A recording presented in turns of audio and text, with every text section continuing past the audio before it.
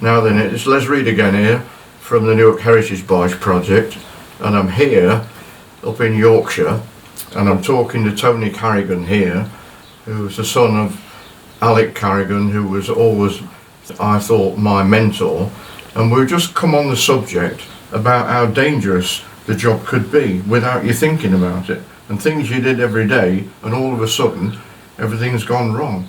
So what do you remember about that wing, Tony? Well, all I know about it is of the story, what happened. I was on the river at the time when it did happen, and she was going up river loaded, and instead of going round either middle Witten or upper Witten, instead of going round the outside of the Wittens where she should have been, he cut inside and he touched the bottom, and with it being a narrow longboat, she just rolled over.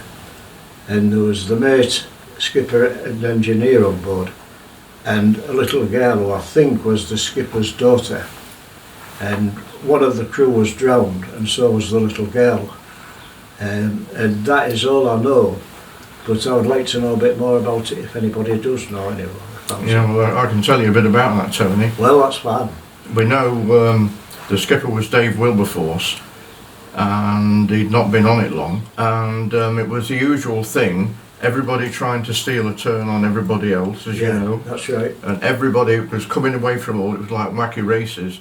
So if you could take a shortcut of a Witten Ness, that might save you 10 minutes or get in front of somebody who'd gone round the channel, excepting it was one of them tides that didn't come that early, and there was Cansdale was there with Tennessee Ernie, and there was another couple of boats there, but what they did, what they knew to do, was to keep them going ahead until they went over, because you got the tide up your arse, and instead of doing that, Dave didn't think, he thought, well, I'll get one on these. He went astern, and then the tide just got him a thought, and she rolled over the bank.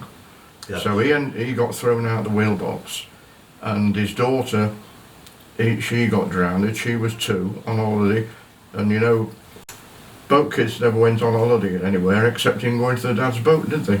And you would have done the same. Yeah, that's right, yeah. And even from that, they used to meet other boat kids, and you'd end up with families getting married together from friendship started like that. But anyway, going back to Lapwing, she'd originally been a Trent-sized towing barge, the same size as Leicester Trader at 82 foot. She used to tow the barge landrail. Oh yeah. But they were a bit odd because they were colic width and they were too wide to go to Nottingham, and that's another story. But anyway, they lengthened it when they made the new lock at Newark as an improvement, but they were still three-handed, so the engineer and the mate got drowned, and the skipper's daughter. So that was it, and she was floating about for a week upside down, going up and down, before they managed to tether it. But I was actually on the morning when it happened. Your dad was supposed to have been taking me up to Ferry Bridge on the Friday, and I got bike to Girton, and it was horrible weather, and Graveller had gone the day before. So I blagged a trip with Harry Brumhead on Brayford, and we was laid at Blacktoft Jetty in the freezing cold, and we heard all this, there was a commotion, and looked out, and there was ladders and ropes and all deck stuff going up with the tide, and we didn't realise till we got to Goole what had happened. So I wasn't far away anyway. Yeah. So that was another story, tragedy, yeah. That's the story. But they did do the boat up, and it went back into service. Oh yeah. Yeah, in fact Charlie Gray took it then. Yeah. And Dave Wilberforce got demoted to mate. So he never got another skippership, but he lost his daughter, and it was a sad thing. But you know, some of them just lost kids and shrugged their shoulders. But that's how it was.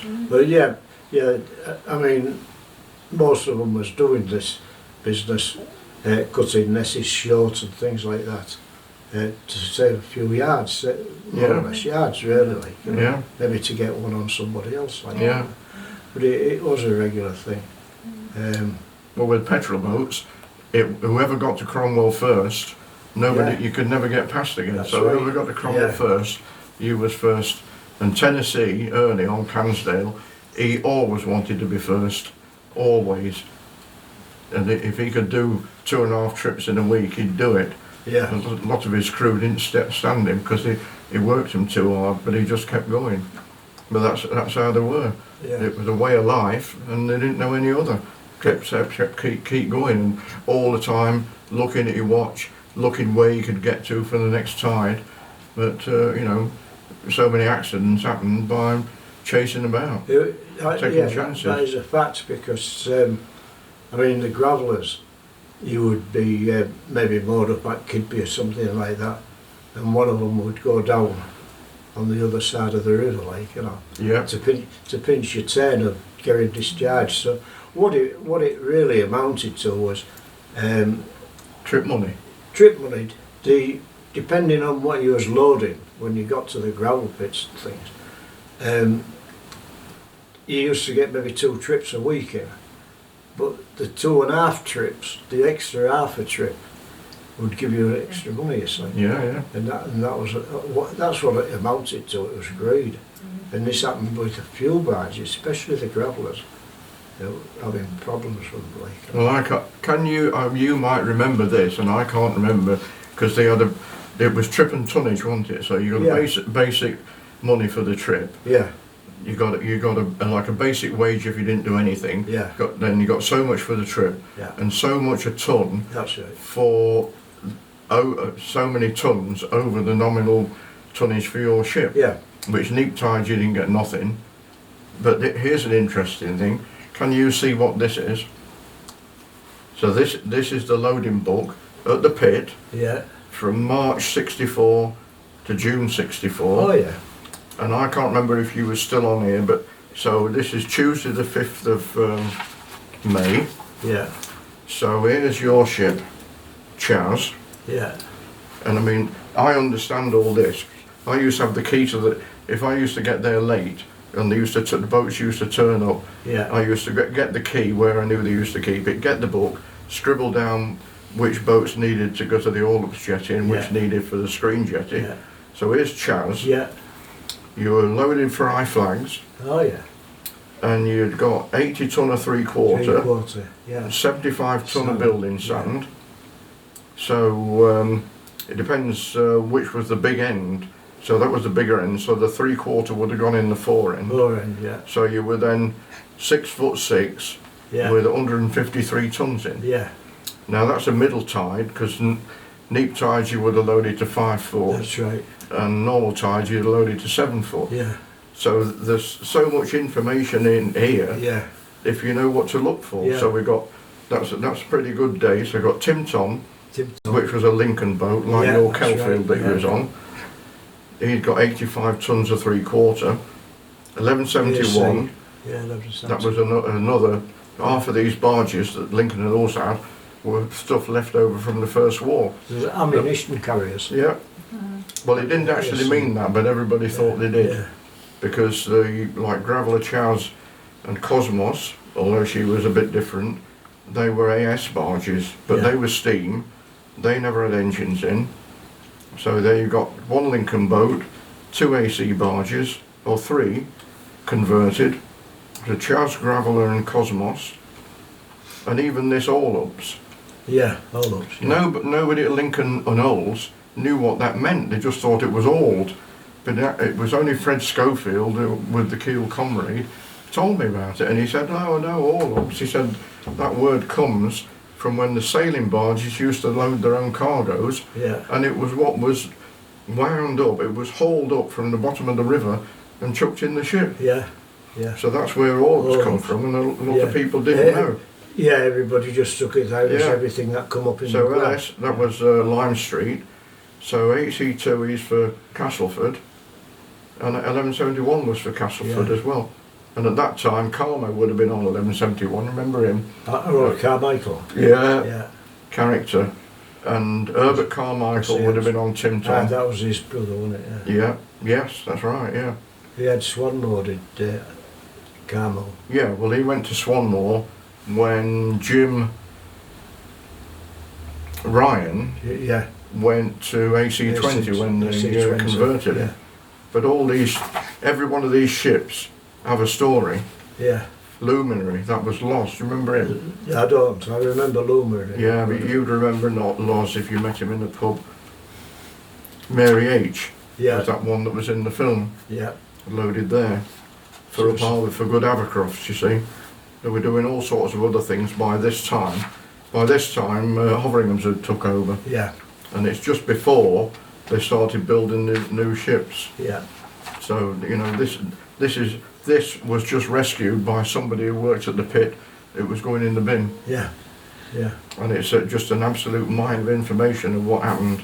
That 1,244 tonnes, that's the total tonnage with barges and lorries that went out of Girton Pit on that particular day. Yeah. So, Good. and we can talk about that Yeah.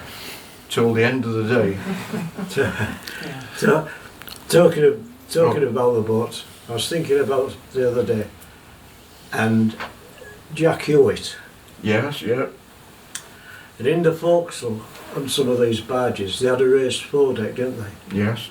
And Everyone was different. yeah, and they had a raised foredeck, and the ones with a raised foredeck had a stanchion about that thick, is it right? Yeah. They had a stanchion like that, and this Jack Hewitt, bit of a lad, but that's by and by, and he'd been a PI in the Navy during the war, and actually What was that? What that mean, Tony? the physical exercise. Oh, right. Yeah. And I don't know what else he did, but he had been in this. And I actually saw him do this, and was just having a talk, you know, 3 or 4 of us. And he got hold of this post, and he held himself vertical with this on this post like that. And I was thinking about him the other day doing this, Yeah. and I thought the strength that fellow must have had in his arms and his shoulders to be able to do it. Just held himself vertical on this post. Yeah. Strange what you think about it. Yeah, things that stick in when your you're on mind. your own. Well, we were just having a yarn about the expression, what between bridges means. Yeah. So between bridges is between the two main bridges that there was at the time in the 60s, which was the new Drypool Bridge and Northbridge, was it? Northbridge, yeah. So that's where you'd end up in between, either going up loaded to Liver or coming back down and waiting to sail for the next tide. And so what we're saying about how Lincoln and Hulls worked their wharves, others were different, but if they needed more stuff, then you could get by 2 boats going up, swinging and going up stern first, as in dropping up, to lay head to the tide and start unloading, and they would normally just sit there until the next tide time, and then they'd come off, steam down against the new tide, and then the next 2 boats would go up.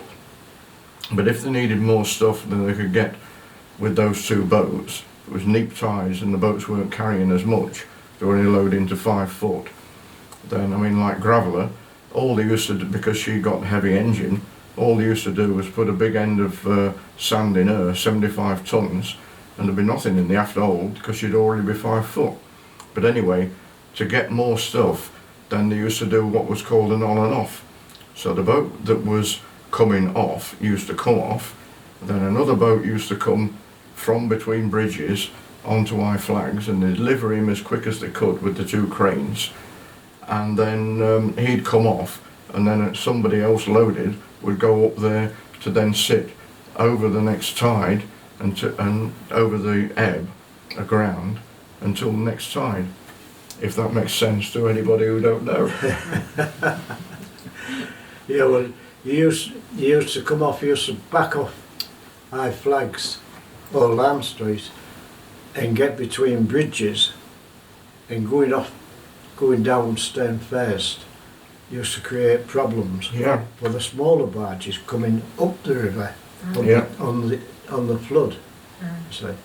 So you had a boat like 130 foot long across the harbour like this, Yeah. and you got all these little boats coming up, all the little barges like ferries and things, rapids, that. Hodgson's. Yeah, coming up, loaded. That couldn't get past you because there wasn't enough water to float for you to float. You was just holding the river up. Like. But the problem was, if you were the on boat of the three situations, Yeah, you would have gone up on the ebb.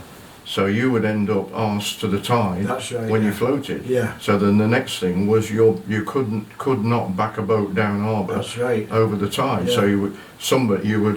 the mate would stand there with a rope, with the hope that somebody already pointing to the tide Yeah. would give you a snick down Yeah, to get rounded up. yeah, So you couldn't really afford to fall out with nobody, could you? that's right.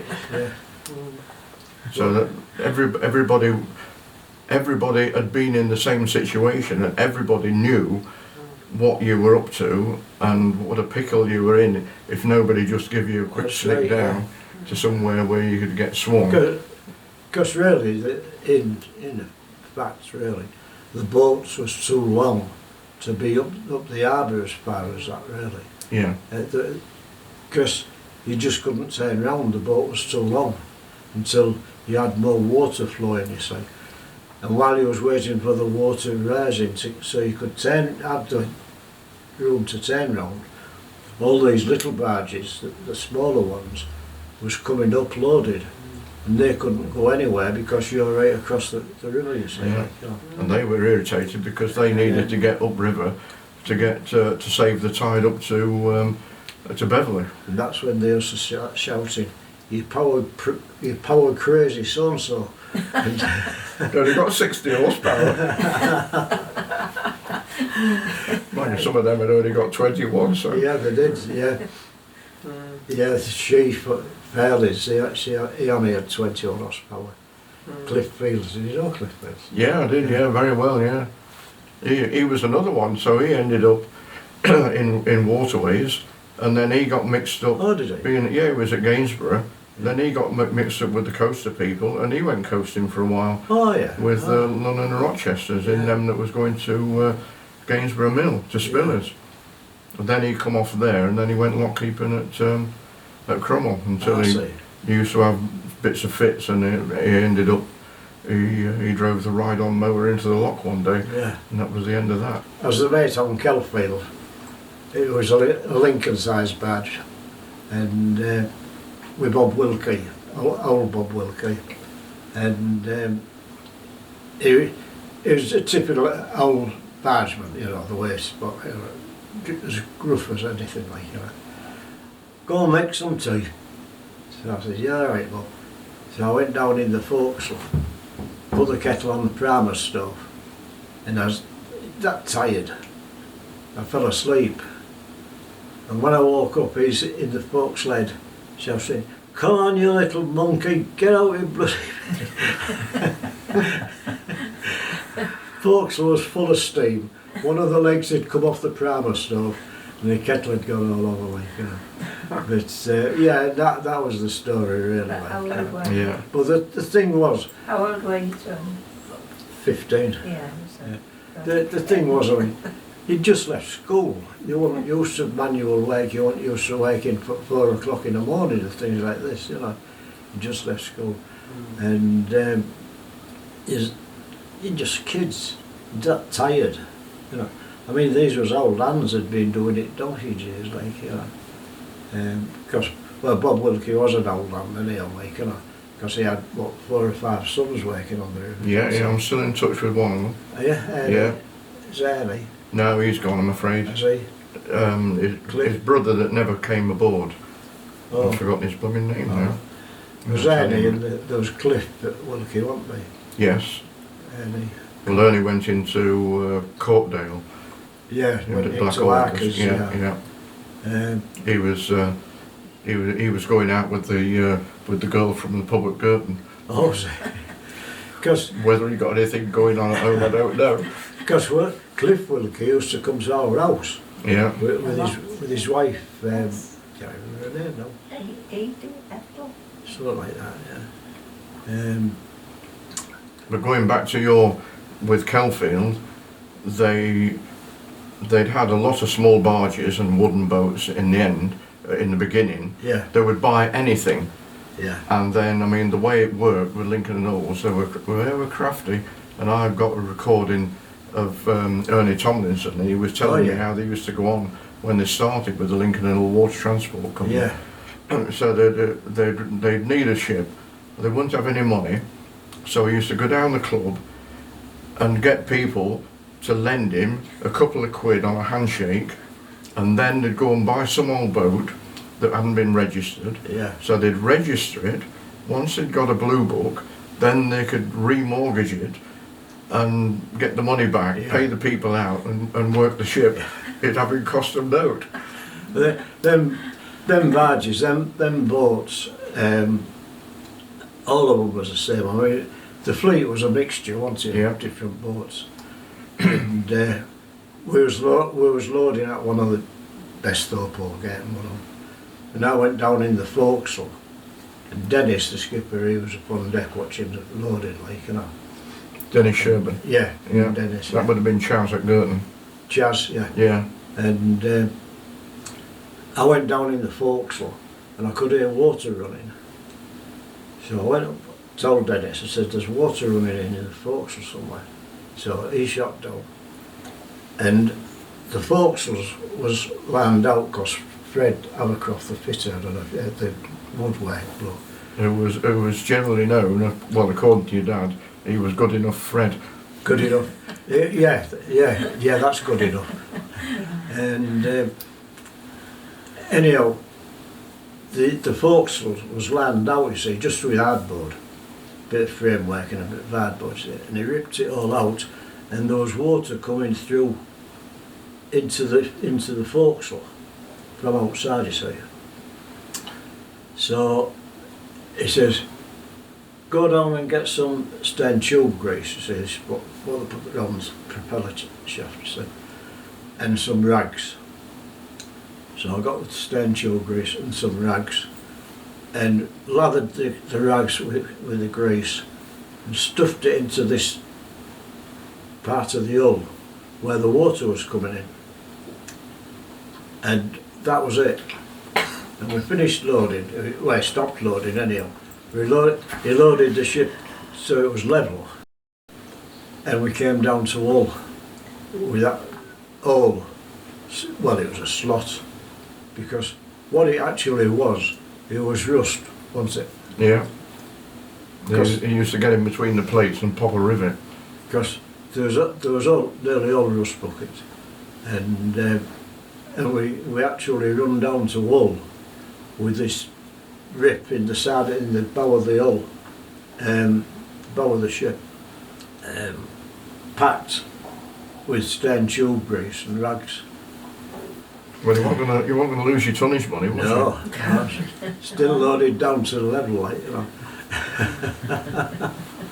But what I was saying, these your Lincoln boats, so on them three, Tim, Tom, Kelfield and Brayford, Yeah, you were doing Lincoln as well, where the other boats Yeah. were too big to go there. So you were going to Silo, having to sweep out from gravel, That's sweep right. out good, yeah, to go and get a load of wheat for Yeah. Lincoln Co-op, then go to Lincoln, so you'd got the mess about, you've got to get yourself to Torksey in time to pen yeah, on the tide, Yeah. so the packets, they used to get 10 bob each for hanging you on That's and towing you to Torksey. yeah, That was another little earner. yeah, So then you used to go up to Lincoln, liver, come back down, then go to the pit and load gravel again. yeah, And then them three used to take it in turns. So while you was going back down with gravel, one of the other Lincoln boats was going up with wheat again. that's right, yeah. That was the cycle for the Yeah. Lincoln boats. But then the bags of wheat, what they used to take up, I mean, with being a lad, I wasn't allowed to touch it, you see. And, well, they weigh about 12 stone, Yeah. 12 stones in bags. And Bob Wilkie, I mean, he was an elderly bloke then, and he used to have to unload that. What they used to do was, they used to send 4 chains down with what they call a snotter on the end, a big ring, and you looped the chain through it to go onto the lug of the bag. So that would take 4 bags up. See?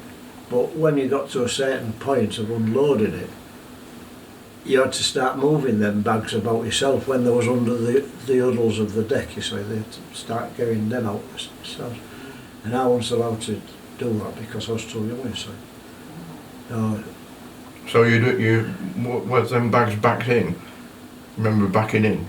Oh yeah. It used to come down That's off right, that yeah. spring loaded, and if you didn't Yeah. have it, it'd have you on it. Oh, if you didn't I never get did it, but If you didn't get your fingers out, you was going up with the bags because your fingers. And yeah, caught me out one day, and I ripped my fingers out, and took all the skin off the fingers. But no accident book. no accident. Just a load of verbal. Yeah. Yeah, you should have been doing that. Yeah. But raking up that dike to Lincoln, dragging on the Yeah. bottom at Yeah, about half a mile an hour sometimes. that's right. Yeah. Yeah. It's my dad, like, you know, typical my dad. Yesterday, bro, what you know with that for? Yeah, that's about all you got. That's about all you got. Yeah.